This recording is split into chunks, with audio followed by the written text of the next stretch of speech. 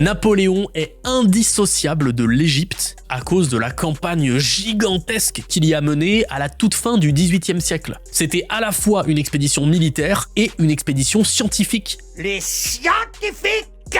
Parmi les dizaines de milliers de personnes qui ont fait le voyage, il n'y avait pas que des soldats. Il y avait des savants, des ingénieurs, des artistes chargés de documenter tout ce qu'ils voyaient. C'est d'ailleurs pendant cette campagne que Napoléon a fondé l'Institut d'Égypte au Caire, ou encore que la pierre de Rosette a été trouvée.